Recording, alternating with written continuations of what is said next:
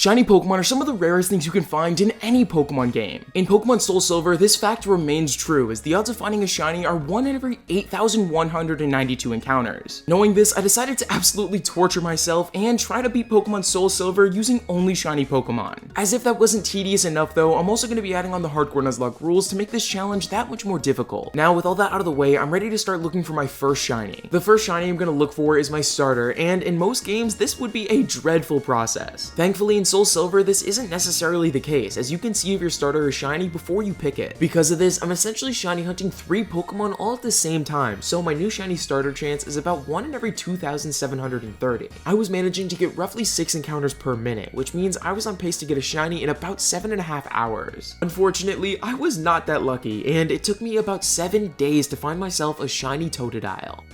That's it!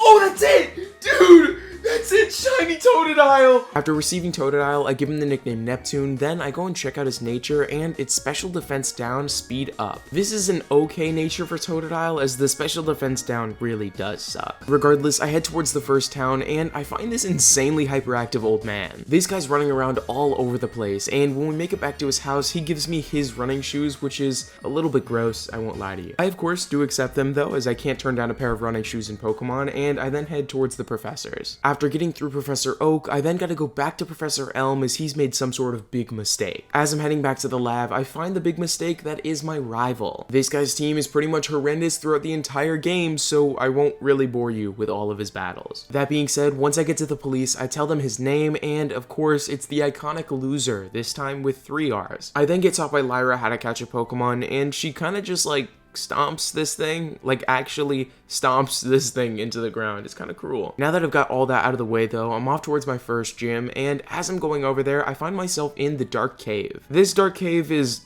really dark, but it doesn't really matter as I can still shiny hunt here, and it takes me a really long while to find myself a shiny Zubat. This shiny took me about 9 hours, and after catching the shiny Zubat, I gave him the nickname Dionysus. Dionysus ended up being one of the most goated Zubats I've ever caught, as it's got an adamant nature, which is attack up and special attack down. With some new sparkles added onto the team, I go into Violet City where I can go up Sprout Tower. Once I do that, I fight the oldest man imaginable, and I end up taking out his Bellsprout so I can challenge the first gym. This first gym battle is up against Faulkner, and he leads the battle with Pidgey as I lead with Neptune. With Neptune, I start out by going for a bite, which brings Pidgey down to about a third remaining as I then get hit by a sand attack. This sand attack lowers my accuracy by 1 stage, and on the next turn, I'm able to finish off Pidgey with another bite as this leads into the final Pokemon, Pidgeotto. Pidgeotto outspeeds me and starts out by going for a Gust that brings me down to 29 as I then go for a Leer. This lowers Pidgeotto's defense stat, and on the next turn, he hits me with another Gust that brings me down to 22, and I'm now able to do big damage with a bite. This bite does nearly half, and 1 turn later, Neptune's at 13 HP, and Pidgeotto is down into the red. At this point, I really wanted to switch out because a crit definitely kills me from this range, but I kinda just can't. If Pidgeotto's able to get off a free roost, then this battle is essentially over, so I can't risk a switch, so I decided to just go for another bite. Thankfully, I think this was the right decision, as Pidgeotto went for a roost, and I was able to bring him back down into the yellow. He roosts again, but the same thing happens, and on the following turn, he hits me with a Gust, and thankfully, it doesn't get a crit, and I'm able to finish him off with another bite. With Volkner down, I win my first gym badge, and I'm ready to start my journey towards the second. This journey starts out with me receiving an egg. I attempted to hatch it in case it was a shiny, but it ended up being just a big waste of time, as it definitely was not. That being said, as I'm heading towards the next city, I pass by this guy who looks like Butters from South Park, and I also pass by this hiker who is extremely lonely. Seriously, somebody's gotta get this man some friends. Once I get into the town, I find out that all the Slowpoke are missing, and they were taken away by the bad people. Kinda weird. I head down into the well and find the bad people, which are Team Rocket. They're cutting off the Slowpoke's tails, and when you walk up to this Slowpoke and interact with it, it has a message, and it's so incredibly sad. After witnessing this, I must do something about it, so I walk up to the little executive down here and absolutely annihilate him in a battle. I send them scrambling for the hills, and I'm able to go back into the town now, return all the Slowpoke, and challenge the second gym. This one's against Bugsy, who leads with Scyther, as I lead with Neptune. On the first turn, Scyther strikes strikes me with a leer as I go for a scary face to lower her speed. At this point, now that I outspeed, I start to spam a couple of bites, and I bring Scyther down into the yellow as he then hits me with a quick attack that brings me down to 27. I'm not really in the mood to get hit by a crit here, so I decide to switch out into Dionysus, who gets hit by a U-turn on the switch in. This U-turn allows Scyther to switch out into Metapod, who gets quickly dealt with by a couple of wing attacks. With that, Bugsy brings in Scyther again, who starts out by going for a focus energy, but it really doesn't matter much as a wing attack is super effective and it takes her out. Lastly is Kakuna, who gets destroyed by a wing attack, and that wins me my second badge. Once I receive that, I'm able to go outside of the gym and fight my rival again. His defeat leads me on into the forest where I've got to find this Farfetch'd. This task really isn't that hard, but the first time I went through it, for the life of me, I could not figure it out. Either way, I make my way past that, and I eventually find myself with Lyra. Y'all know me, I start conversating, we start chatting it up, I spit some riz, and she ends up giving me her number, and I'd say that's a win. Wait, hold on just 1 second. How old is Lyra? Ah, shit. Y'all, it was just a joke, man. Listen, it was just... I head further into the Johto region and find myself in Goldenrod City. I forgot to mention this earlier, but my Totodile actually evolved before I made it into Goldenrod, but even with this extra firepower on my team, I don't think I'll be able to beat this third gym. That being said, I think I need a new team member, so I head just outside of Goldenrod City to Route 35, where there's a 60% chance you encounter a Nidoran. Nidorino is decently bulky for this level and could be a real help with dealing with that dreaded Miltank. Unfortunately, on this route, I didn't end up getting my 60% encounter. In fact, I ended up getting a 1% Yanma. So, oh my... Dude! Oh, shiny Yanma! Bro, it's a shiny! I can't really complain, but bro, did I not want a Yanma? This shiny took me 12 hours to get, and after catching Yanma, I gave him the nickname Hermes. Hermes has a serious nature which is just neutral, and it also has the ability Speed Boost, which is really solid. Even with that though, Yanma doesn't help me out at all for this next gym. That being said, I'm now forced to start another shiny hunt, so I move past Route 35 onto Route 36, where there's another 60% chance for Nidoran. And in about a full week of shiny hunting, I ended up finding this. There! Oh my god! There it is! Yes, dude!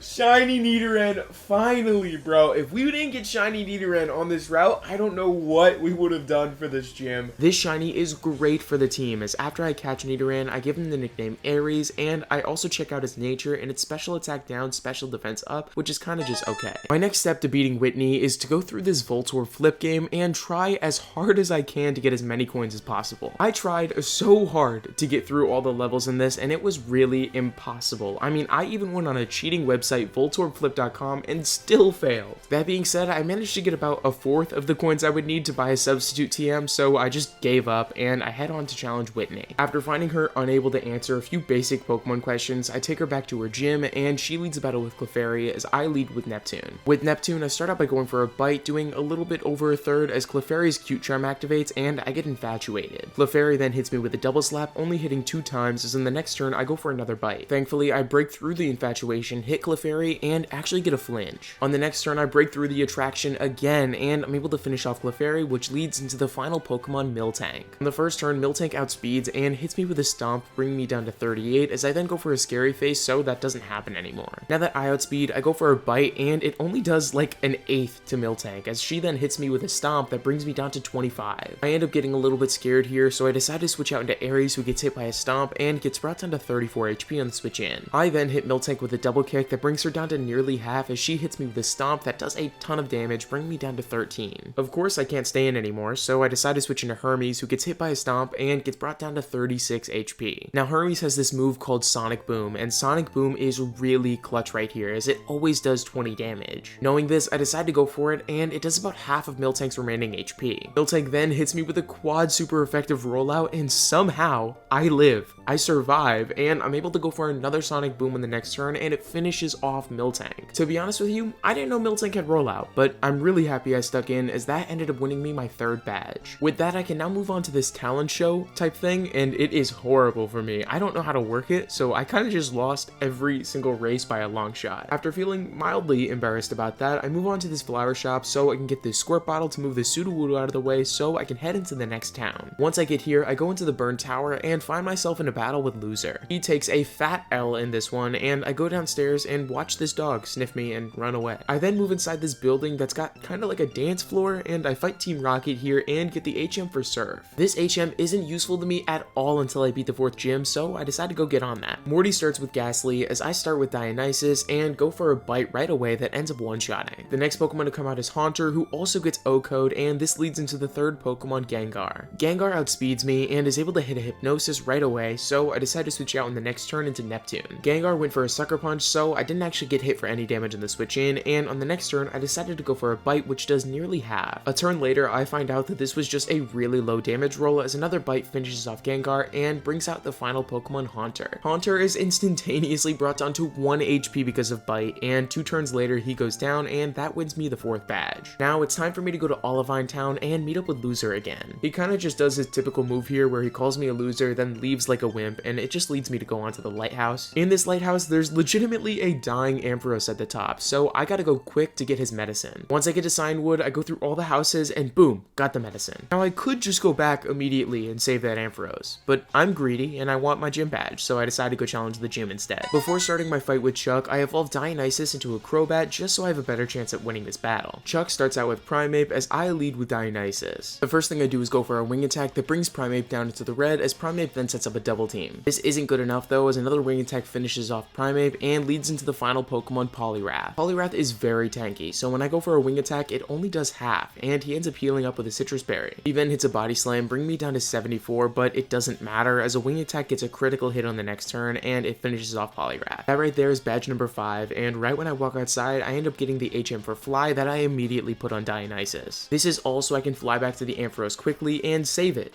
which is what I was trying to do the whole time. Before I start this 6th gym, I'm able to do 2 really solid things. The first one is evolve Neptune into Feraligatr, and the next one is get a Moonstone so I can evolve Aries into a Nidoking. Along with this, I get the TM for Dig and teach that to Nidoking, and I also teach my Yanma Ancient Power so he can evolve into Yanmega. Now going into this fight, I decide to remain under-leveled, and this is because the next gym's level cap is actually lower than this gym's level cap. Because of this, I bring all my Pokemon up to about level 33, then I start my battle with Jasmine. She leads the battle with Magnemite as I start out with Aries. With Aries, I'm able to get a crisp dig off that's 4 times super effective, and it finishes off Magnemite with a one-shot as the next Pokemon to come out is Steelix, so I decide to switch into Neptune. On the switch in, I didn't get hit for any damage as Steelix decided to set up a Sandstorm, so on the next turn, I go for a Surf. This Surf does massive damage, and it brings Steelix down into the red as then I get hit by a Screech. This Screech really doesn't matter at all though, as another Surf finishes off Steelix and leads into the final Pokemon, Magnemite. For this, I do the same thing I did at the start of the battle, and that's just bring out Nidoking and go for a dig. It finishes off the Magnemite pretty easily and wins me my 6th badge. Now I go to the Lake of Rage where I find myself another shiny. Wow, look at this guy. Instead of catching it like I did in my last run, I decided to just kill it and I move on to Lance. Lance lets me know that there's some strange things happening in Mahogany Town, so we decide to go over there and absolutely destroy Team Rocket. I mean that literally, by the way. Lance used Hyper Beam on this poor scientist and just absolutely obliterated him. Team Rocket slowly starts to collapse, and after me and Lance finish him off, I'm ready to challenge the 7th gym. Bryce leads the battle with Seal as I lead with Neptune. I outspeed and start by going for a Crunch that does about half as Seal then sets up Hail. On the next turn, another Crunch takes this thing down, and next out comes Pallaswine. Pallaswine unfortunately has the ability Snow Cloak, which raises its evasiveness while it's hailing. This means the first time I go for a Surf, I end up missing, then I get hit by a Mud Bomb. On the next turn, I'm able to connect with a Surf, and it brings Pallaswine down into the red as he heals up a little bit with his Citrus Berry, and I get hit by another Mud Bomb. I put an Oran Berry on, so I also heal up a little bit of health, and on the next turn, I miss a second Surf as Pallaswine hits a 3rd Mud Bomb. It's alright though, because after this turn, Hail ends, and my Surf is back to 100% accuracy, so I'm able to wash away Pallaswine. Last up is Dugong, so I start with a Crunch as it does about a 3rd as I then get hit by an Aurora Beam. On the next turn, I do another 3rd and lower Dugong's defense as I then get hit by a second Aurora Beam, and it only brings me down to 24. With Dugong's defense down, it's Grits, and he gets finished off by another Crunch. That right there earns me the 7th gym badge, and it means I'm off towards Goldenrod City again to deal with the remaining part of Team Rocket. To do this, I go down into the subway and get myself in some Team Rocket clothes to try to sneak into their base. Of course, Loser absolutely rats me out and ends up getting me into a couple of fights, but it's fine because I am just better. And the Team Rocket grunts have like level 12 Pokemon, but besides that, I'm just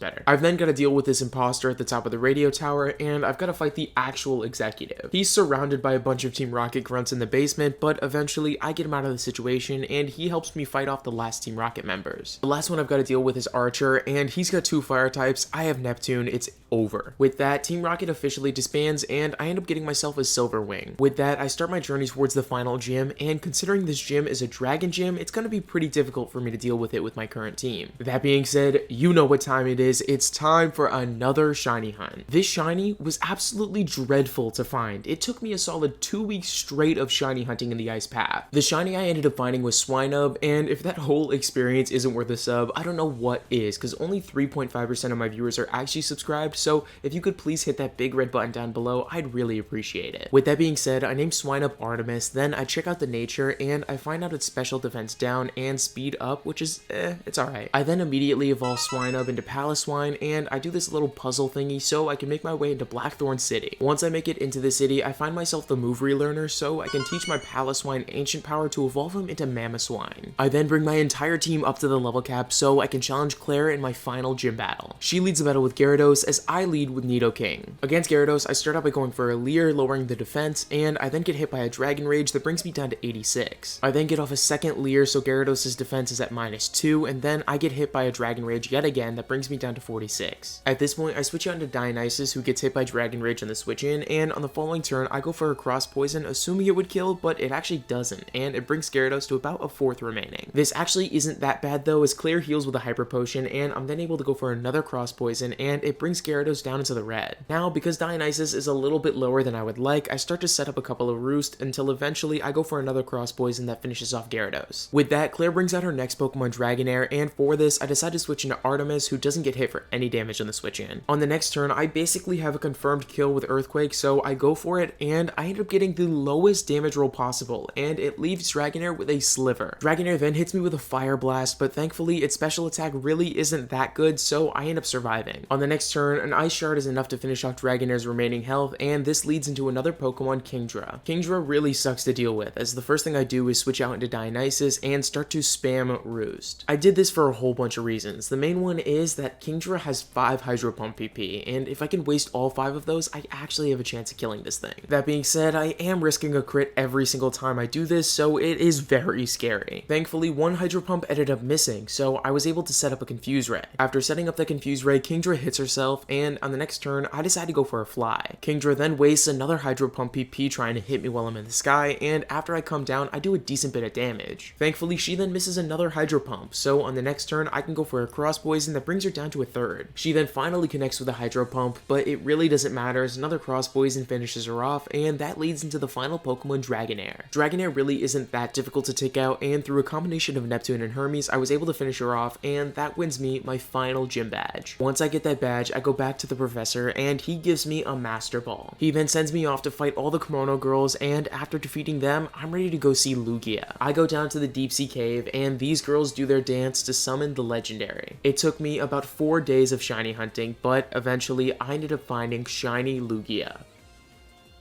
There it is! Yes! Shiny! Oh my god! Dude! Holy...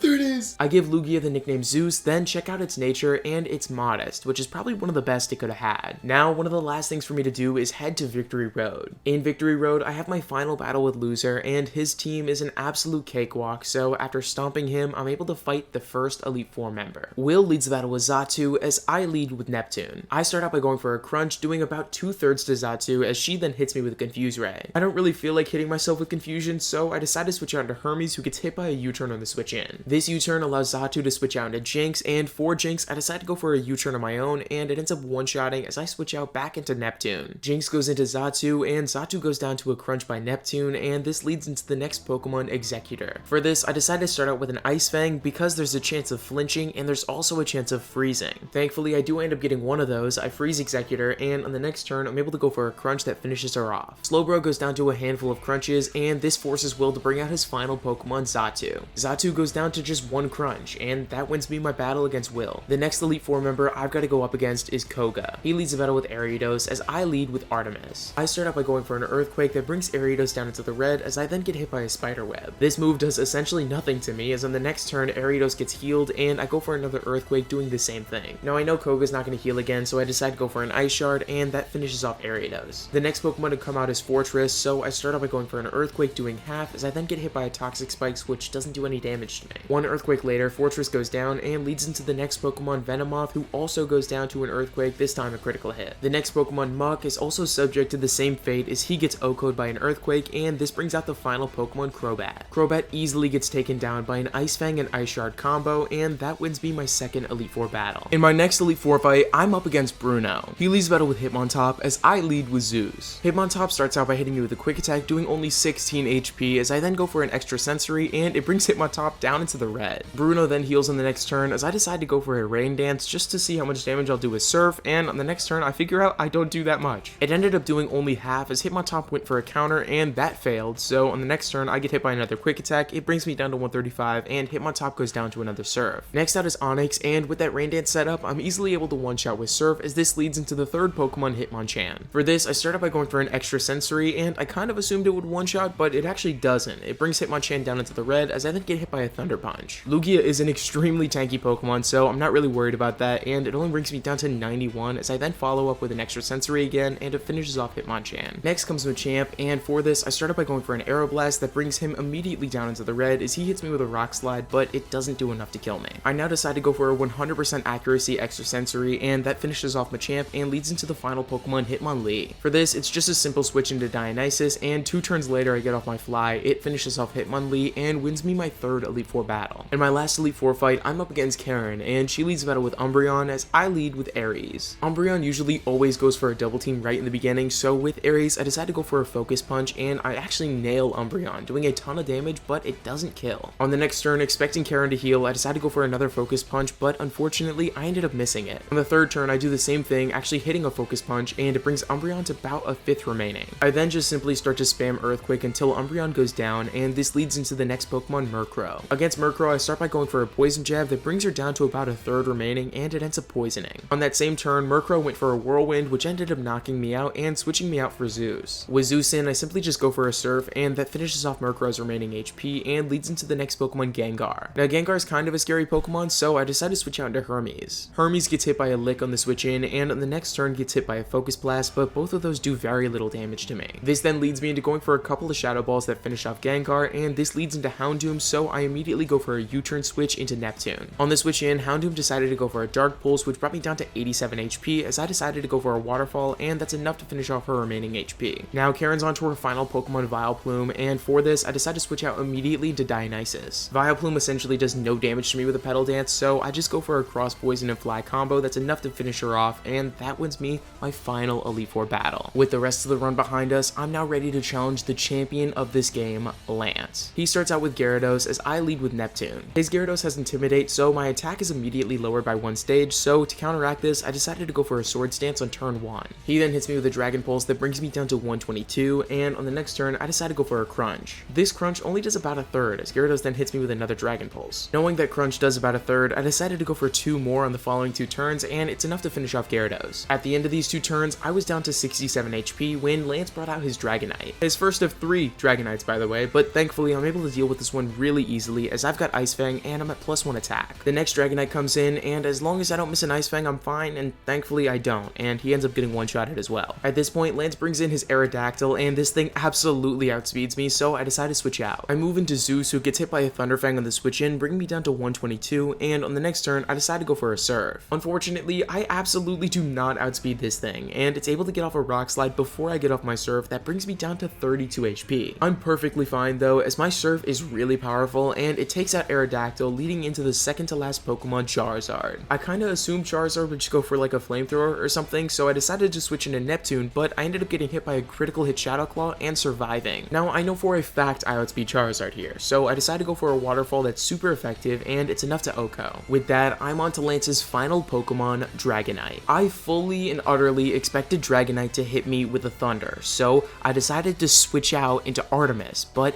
he ended up going for a Fire Blast. Watching my health slowly tick away was an awful experience, but I actually ended up surviving on 10 HP. Now, I had to make a really big decision here. I mean, I don't know if I outspeed Dragonite. Sure, my nature is speed up, but Dragonite is 2 levels above me, so it's really kind of a coin flip. I have no idea what my nature is. Yikes. I think I'm a speed up nature though. Assuming that, I think an Ice Fang kills. I just have to hit it. I outspeed, yes! Ice Fang kill? Ice Fang kill? Yes, dude, deathless! Great job! Great job, Artemis! This worked out amazing for me, as this quad super effective Ice Fang was enough to obliterate Dragonite, and that won me my battle against Lance. I was extremely hyped about completing this run deathless, and I hope you guys were too. If you guys did enjoy this video, if you could leave a like and subscribe, that would really help me out. And with that being said, that was my attempt at a Pokemon Soul Silver Hardcore Nuzlocke using only shiny Pokemon. I'll just wait for the time stamp to pop on, but I mean, yeah.